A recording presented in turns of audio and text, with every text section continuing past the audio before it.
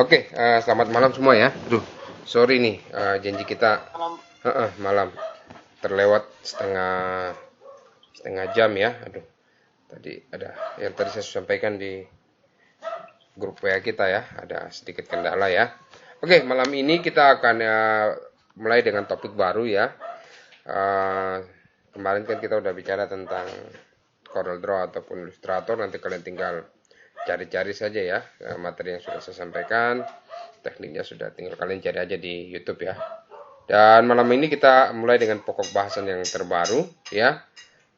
Pokok bahasan malam ini kita akan berbicara tentang pengenalan tentang Adobe Photoshop dulu ya. Nanti setelah malam ini, besok malam kita akan ketemu lagi. Kita akan mulai dengan project-project kita ya. Dan apalagi sekarang kalau internet sudah bagus, kalian bisa memanfaatkan ya mungkin Google atau YouTube ya dalam mengerjakan tugas-tugasnya. Dan saya yakin bahwa tidak terlalu susah, yang penting kalian bisa berinteraksi dengan teman-teman kalian ya dalam mengerjakan tugas ya. Dan saya ingatkan lagi, jangan lupa tugas-tugasnya nanti dikumpul, dicetak ya, supaya saya berikan nilai yang terbaik ya. Saya mau nilai itu, maksudnya hasil harus lihat jadi gitu ya. Kenapa? Karena itulah hasil kerja kalian ya. Karena kalau cuma sebatas kita dalam yang prinsipnya seperti tidak dalam bentuk yang hardware-nya atau bentuk fisiknya, saya kurang begitu suka. Kenapa? Karena kalau kita udah bisa cetak, kita sudah bisa mengerti kenapa bisa warnanya berbeda, lalu mungkin kenapa bisa ketika pakai kertas ini apa yang terjadi ya. Itu maksud saya, sehingga kalian nanti besok kalau udah terjun di dunia yang namanya DKV ya, desain ini dipercayakan misalkan di satu perusahaan, udah tahu kendala-kendala itu ya. Oke, malam ini kita langsung aja ya dengan materi kita ya. Kita akan bicara tentang Photoshop dulu, pengenalan dulu. Saya kan kalian sudah kenal, tapi saya kembali lagi mengingatkan mengenai Photoshop ya, supaya kalian bisa lebih lagi termotivasi ya untuk kembali buka-buka tentang apa itu Photoshop ya, walaupun kalian sudah pernah sering kerjakan ya.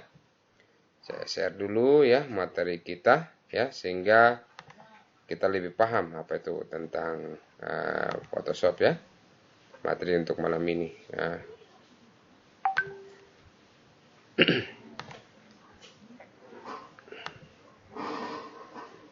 Ya, saya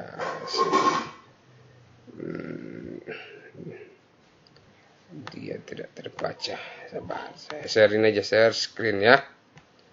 Share screen kita, lalu saya nanti tanya ya, kira-kira udah masuk belum? Udah bisa nih kelihatan materi kita? Kelihatan. Oke, kalau kelihatan ya, kelihatan untuk materi kita malam ini, pengenalan Adobe Photoshop, fungsi, tools, dan aplikasinya ya. Oke, kita akan mulai pertama dengan proses pengenalan mengenai Photoshop ya. Nah, Photoshop ini merupakan desain grafis ya, yang basisnya raster ya, dan pastinya dikembangkan oleh perusahaan tersebut ya, Adobe ya. Dan software ini sekarang menjadi suatu standar ya di dunia industri ya, dalam kita mengedit gambar ya. Jadi memang produk-produk dari Adobe sekarang ini sudah menjadi standarisasi di dunia industri ya. Boleh pakai produk yang lain, tidak masalah. Kita pakai alat apapun juga, yang penting hasil karya kita sesuai dengan yang diminta oleh klien, tidak masalah. Tapi prinsip dasarnya bahwa Adobe Photoshop ini merupakan standar daripada dunia industri ya. Nah, biasa dalam Adobe Photoshop ini basic dasarnya tuh edit foto, lalu buat efek. Tapi perkembangan ke depan ini kalau kalian lihat ya, software ini tidak tergantung di dua prinsip kerja tadi, edit foto dan buat efek. Jadi ada juga bisa diedit-edit yang lain ya. Jadi bisa dipakai untuk menggambar, melukis ya. Jadi seperti gitu ya. Jadi memang perkembangannya udah sangat luar biasa untuk sekarang ini. Jadi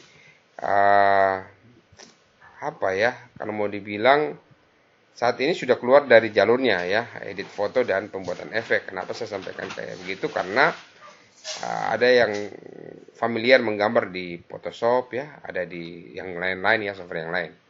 Nah, di Photoshop ini juga menawarkan beberapa fitur efek ya. Kalau kita lihat, kalau kalian sudah sering pakai, ada fitur efek, lalu tools untuk manipulasi foto ya. Lalu kalau gambarnya kurang bagus, kita bisa tingkatkan kualitas gambar tersebut ya.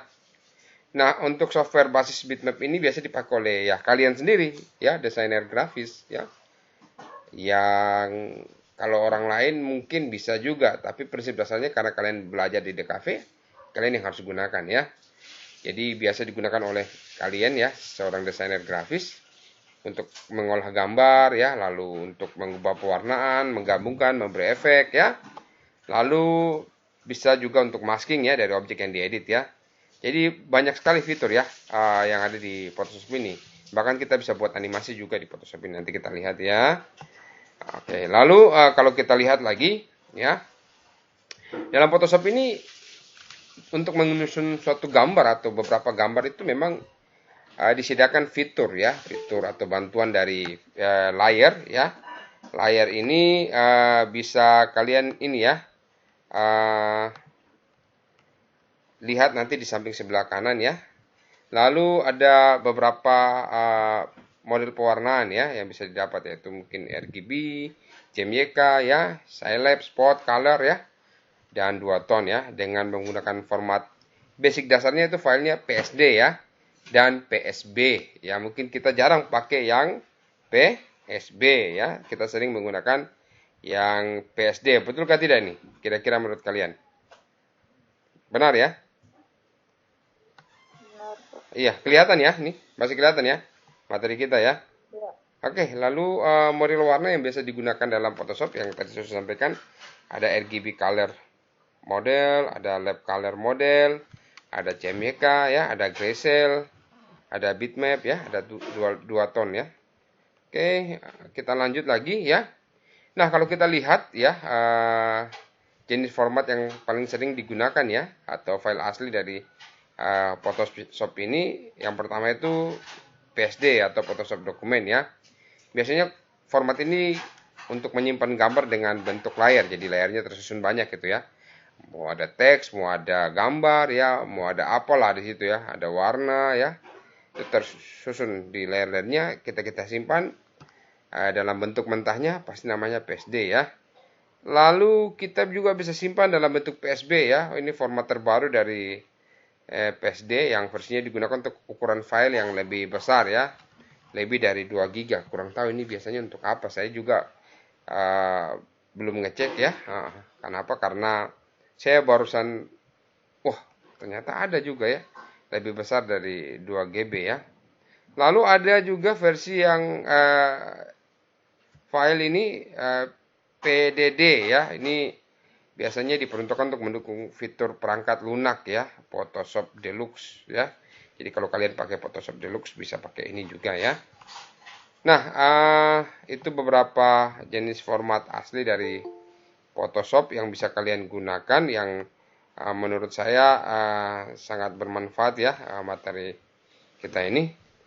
Dan selanjutnya kita akan lihat juga ya, Photoshop ini juga biasanya memiliki kolase dengan perangkat lunak tambahan seperti ada Adobe Image Reader, ada Firewalk, Adobe Bridge ya, Adobe Device Central, dan Adobe Camera Raw ya.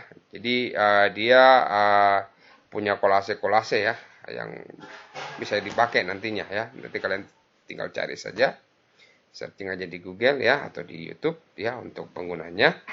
Nah, lalu perusahaan Adobe ini juga ya, dalam pengembangan Photoshop ini ya, ini ada software-software lain yang biasa digunakan ya, atau biasa dipakai juga selain Photoshop, yang saling bersanding, saling melengkapi ya. Ada Photoshop Element, mungkin kalian pernah pakai Photoshop Lightroom ya, Photoshop Express, Photoshop Fix, Photoshop Sketch, Photoshop Mix ya. Beberapa desainer yang basisnya kalau fotografi, untuk mencetak atau membuat fotonya terlihat lebih bagus ya, lebih ya gimana gitu ya. Biasa menggunakan Photoshop Lightroom ya. Mungkin kalau kalian pernah lihat hasil-hasil karya dari Photoshop Lightroom ya, untuk tone warna ya, untuk proses daripada pemberian efeknya juga sangat bagus ya di Lightroom ya. Bukan berarti Photoshop tidak, tapi biasanya seperti gitu. Yang saya tahu kalau orang yang basisnya desain grafis memang ya.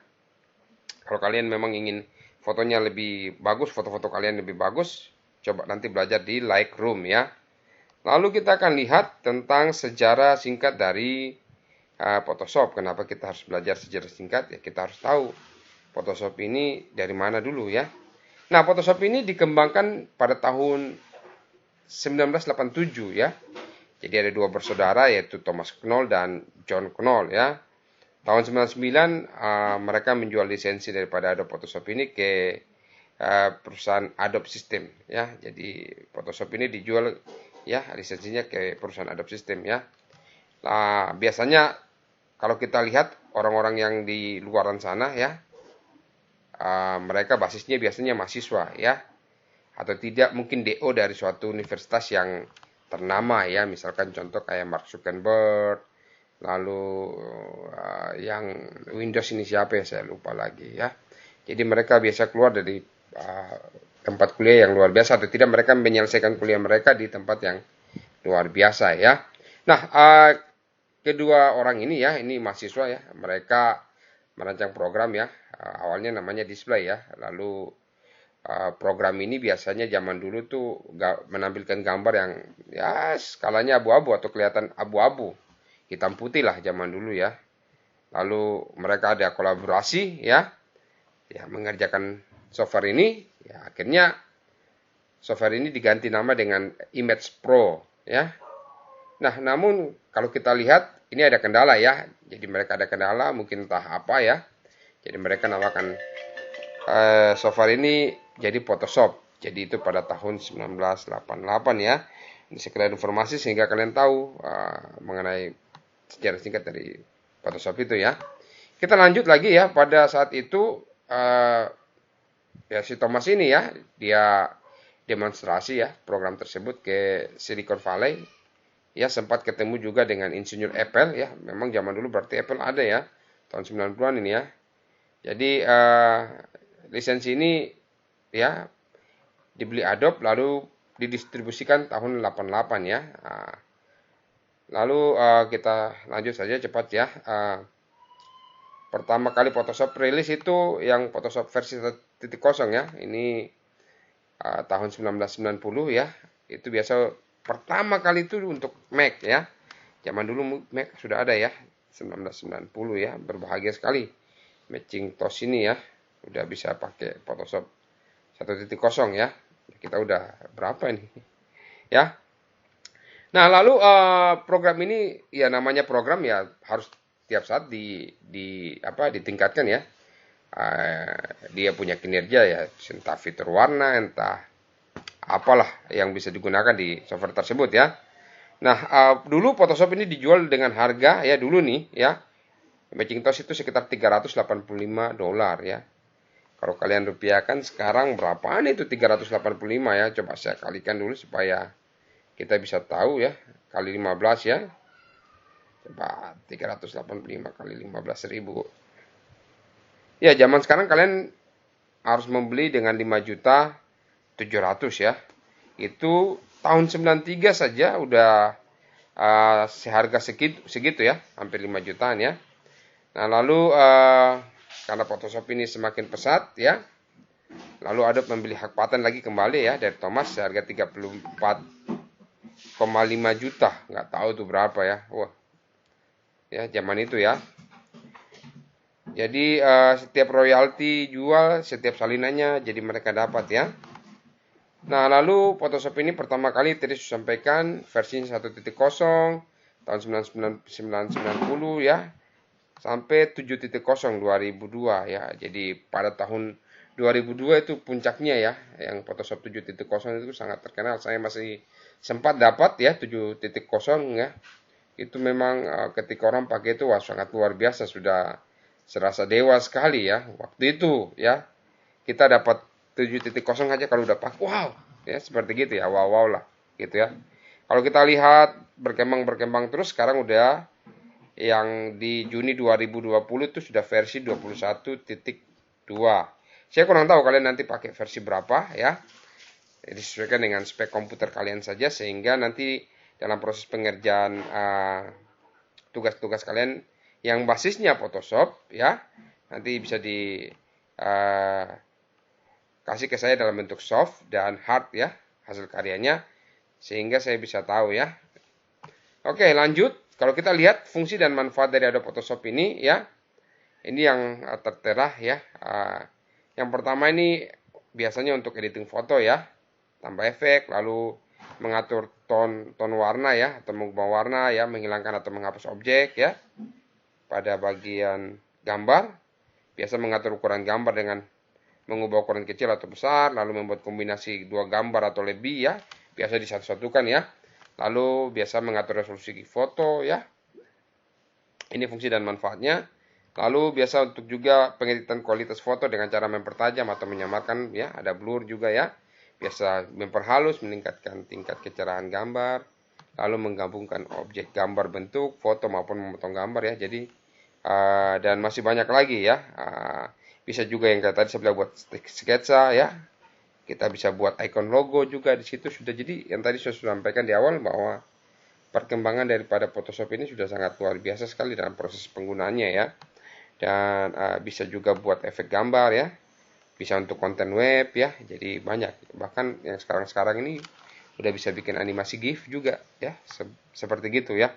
Tinggal kalian kembangkan saja, tinggal kalian lihat saja ya. Kalian passionnya atau keinginannya di mana untuk ada Photoshop. Tapi nanti kita akan lihat setelah pertemuan ini, pertemuan berikutnya kita akan lihat hasil karya kalian seperti apa dalam proses penggunaan ada Photoshop ini ya. Oke, selanjutnya ini kita bahas tentang tool dan bagian ada Photoshop ya. Kalau kita lihat di sini ada tool ya. Ini tool ini bagian utama ya pada ada Photoshop ya. Kita kalau mau kerjakan sesuatu itu pasti harus punya tool ya atau peralatan ya. Kita mancing harus punya alat pancing, kita mengolah tanah harus punya cangkul atau dan lain-lain ya. Tool yang pertama di sini atau ya komponen-komponen penting yang ada saat kita buka program Photoshop, pastinya kita dapat layer ya. Ini lapisan dari kanvas yang bersih satu objek atau gambar yang sedang pengguna desain ya. Jadi layer di bagian bawah ya. Layer ini biasanya kalau ciri-cirinya di bagian bawah itu pakai seperti kayak lapisan kaca transparan ya, jadi transparan ya, jadi menumpuk pada panel-panel bagian ya, biasanya layer tersusun ya. Jadi kalau kita lihat posisinya biasa di bawah sini sih. Ini kalau kita lihat layer coba gambarnya mana nih? Bukan yang ini ya. Layernya nggak kelihatan sini ya, tapi biasa layer di bagian bawah sini ya. Kalau kita lihat di bagian bawah ini, nanti kalian lihat sendiri ya untuk layernya. Lalu yang kedua itu ada tools ya. Ini alat untuk kita pakai untuk desain gambar, edit dan ya apalah ya. Jadi kita bisa dipotong gambar ya di tools itu ya. Ada yang bisa kita gunakan ya di tools. Lalu yang ketiga ini ada menu ya. Jadi menu itu ada di bagian atas ya. Ini tempat menyimpan keseluruhan tools ya. Jadi tool-tool apa saja bisa kita buka dari situ ya. Dan biasanya menu ini ada file, layer, edit ya, image ya. Tinggal kita klik, nanti ada menu drop down-nya ya. Drop down ya atau pop up ya. Drop down ya, turun ke bawah ya. Akan muncul bagian-bagian yang kita perlukan. Ya, selanjutnya ada toolbox ini kumpulan perintah ya yang ada samping kiri itu ada move tool, marquee tool, lasso dan bla bla bla. Nanti kalian bisa lihat ya di samping sebelah kanan kiri. Kalau dari sini mungkin kanan kalian ya, kalau dari saya kiri ya, sebelah sini ya. Lalu selanjutnya sampai masuk nih, Jatinus ya. Selanjutnya setelah itu kita masuk ke fitur utama dari Adobe Photoshop ya. Ini fitur utama ini banyak ya. Saya coba merangkum aja, tidak terlalu banyak, sampai 10 ya. Tidak ini ya, banyak sih sebenarnya. Tapi saya merangkum aja ya. Jadi fitur utama itu ya ini layar ya. Jadi dalam mengerjakan segala sesuatu di Photoshop sangat penting ini layar ya, karena di layar ini kita bisa taruh gambar, kita bisa susun apa tulisan ya, lalu bisa melakukan grouping ya, bisa gabungkan layar ya. Ini di layar ini sangat penting. Jadi setiap kali kita mengerjakan segala sesuatu, proyek kita di Photoshop ini menggunakan layar. Jadi usahakan kalian harus pandai menggunakan layar ya. Selanjutnya yang perlu kita perhatikan ya, paint bucket tool atau fill ya. Ini biasanya untuk kita taruh warna ya, menuangkan warna ya, sesuai dengan keinginan warna kita ya. Lalu biasanya kalau kita ingin buat fill kita sendiri ya, jadi ada warna latar belakang yang sedang kita pakai, kita bisa pilih ya, sesuaikan dengan keinginan kita atau warna daripada gambar yang kita tuju ya, warnanya apa saja ya. Kita bisa gunakan pen bucket dan fill ya untuk proses memberikan warna atau menyamakan warna di situ ya, kita bisa pakai ya. Selanjutnya eyedropper ya. Ini eyedropper ini yang seperti tadi saya bilang, kita bisa colek warnanya ya. Jadi warna apa yang kita bisa pakai ya kalau kita mau pakai fasilitas eyedropper ya. Bisa juga kita kayak tadi dari pen bucket tool ya. Tekniknya tidak susah kok ya. Nanti kalian coba belajar sendiri. Ya, karena kalau saya buka Photoshop lagi nanti agak lama ya. Karena kita masih lanjut ya. Selanjutnya selain eyedropper tool ya untuk pemilihan warna juga ya, kita bisa gunakan juga ya, ini fitur utama ya, font ya. Jadi dalam membuat suatu desain di Photoshop ya, disediakan ya pilihan font yang ada ya. Nah, kalian bisa juga tambah font dari luar ya. Nanti ada fasilitas integrasinya ya. Sehingga font-font kalian atau bentuk tulisan kalian lebih menarik ya. Jadi bukan bawaannya. Tidak masalah juga bawaannya karena kita bisa mengedit juga ya. Bisa kita edit juga ya. Nah, nanti kita munculkan kalau di 3 dimensi nanti akan kita munculkan vertex-vertexnya ya. Kalau di Photoshop saya lupa, aduh namanya apa tuh ya. Tapi yang pasti kita bisa nanti ada bentuk titik-titik poin-poin yang kita bisa tarik. Nanti bentuk tulisan kita akan berubah ya. Lalu yang kelima ini ya, fitur utama kita bisa gunakan select and mask ya. Ini fitur yang bisa kita gunakan untuk menyeleksi bagian pada objek ya. Membuat background yang terseleksi terhapus atau tertutup dengan masker ya, mask ya.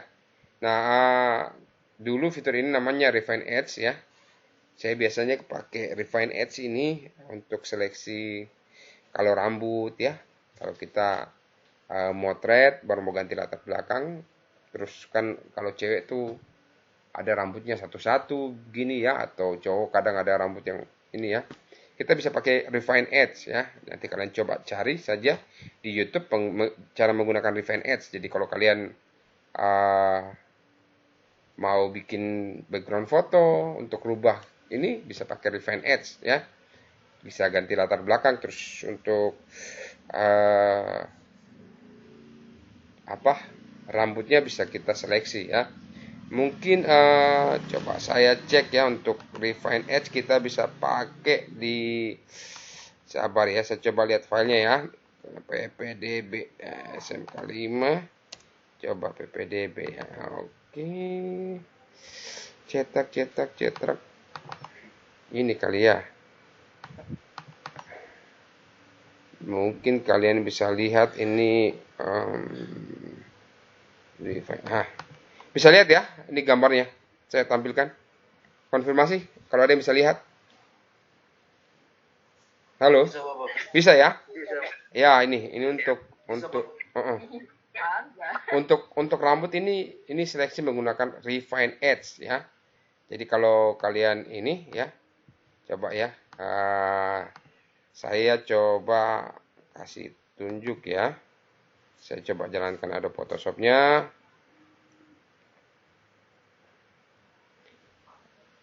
siapa tahu kalian sudah pernah gunakan ya. Mungkin ada yang belum. Saya coba jelaskan saja sedikit tentang Refine Edge ya. Jadi misalkan kalau kita punya gambar ya. Sabar, saya buka gambar ya. Tunggu dulu, kita lihat gambarnya di mana gambarnya ya. SMK PDB ya, coba kita lihat dulu. Waduh, fotonya ini, foto ini aja ya, foto yang ada saja ya. Dan memang menggunakan Refine Edge ini memang harus sabar ya. Jadi kita lihat dulu ya, mana yang gampang ini. Coba ini ya, bisa nggak ya? Ya kayak gini ya. Ini bisa kelihatan ya gambar saya ya. Ya, kalau Refine Edge itu kita tinggal pilih aja, kita pakai, saya biasa pakai Quick Selection Tool ya. Lalu tinggal kita lihat saja ini. Saya kasih tambah di sini ini. Tinggal kita klik aja. Ya ini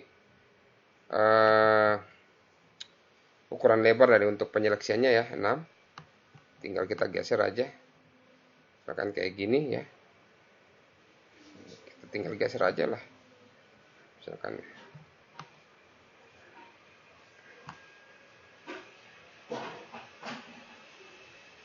gak apa-apa, kita pakai yang ini aja ya, nggak usah semua ya, bagian kepala aja ya. Waduh ya, kita pilih Refine Edge saja ya. Nanti kalau kita pilih Refine Edge, kita bisa pilih sapuannya nih. Kita mau sapu di bagian atas sini ya, bisa kita sapu di bagian atas ini untuk memunculkan dia punya apa, rambut kecil-kecil ini ya. Misalkan kayak gitu ya. Gitu ya.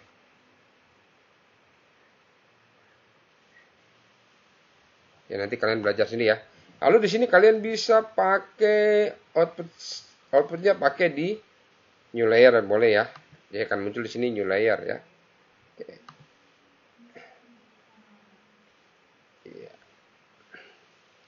Ya ini, jadi dia agak sedikit kelihatan kalau kita lihat ya. Ada sedikit. Ini ya. Ada rambut ini ya. Kelihatan ya? Untuk Refine Edge-nya kelihatan ya.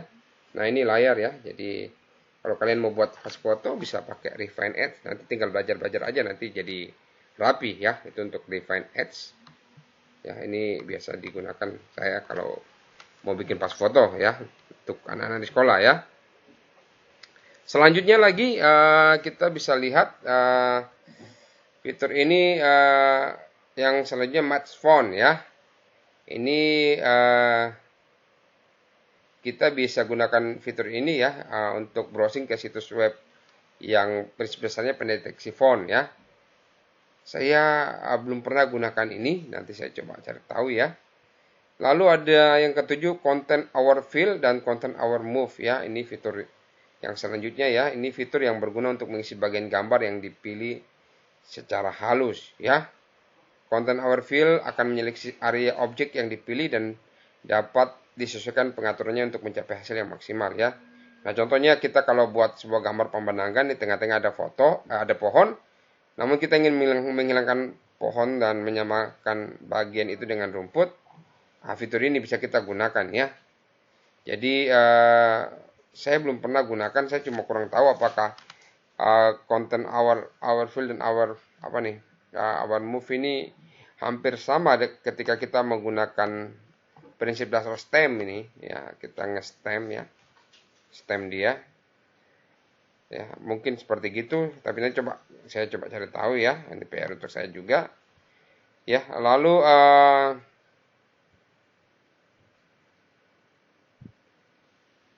kita bisa lihat, jadi konten ini ya, konten our move ini mungkin penggunanya prinsip dasarnya dia seleksi ya, baru geser ya, karena di sini memindahkan objek ya. Oke, selanjutnya ini mungkin tinggal sedikit lagi ya untuk materi kita hari ini. Ini terakhir ini ya, fitur utama Adobe Photoshop ini ada brush ya. Kalau kalian lihat di sini juga ada brush ya. Brus di bagian mana nih ya? Saya kadang kurang ingat posisinya ya. Nah, ini brus, ada history brus ya. Ini brus dia ada di sini ya. Brus ini brus tool ya. Brus tool ya. Ini ada di atas ya. Kalau kita perhatikan ya. Lalu kita bisa buat blur ya. Blur. Jadi blur ini nanti kalian tinggal cari saja ya. Bisa blur belakang, blur depan ya. Untuk buat foto kita bokeh. Ya, nanti kalian tinggal cari caranya kayak gimana. Terakhir kita bisa buat foto kita mempunyai efek ya. Ya, efeknya banyak di dalam ya. Ya, ada efek yang pas basicnya artistik ya, paint ya, efek banyak ya di dalam. Jadi itu beberapa fitur utama Photoshop ya. Dan itulah pengenalan awal kita tentang Photoshop, baik itu sejarah ya, baik itu pengertian dari Photoshop ya, lalu fungsinya ya, lalu fitur-fitur yang ada di dalam ya, yang bisa kita gunakan ya. Untuk materi malam ini saya ya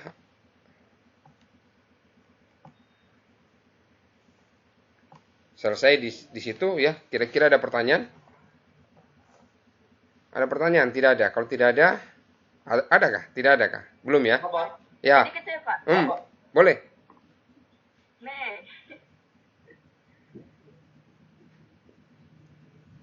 Siapa duluan? Balio. Ayo.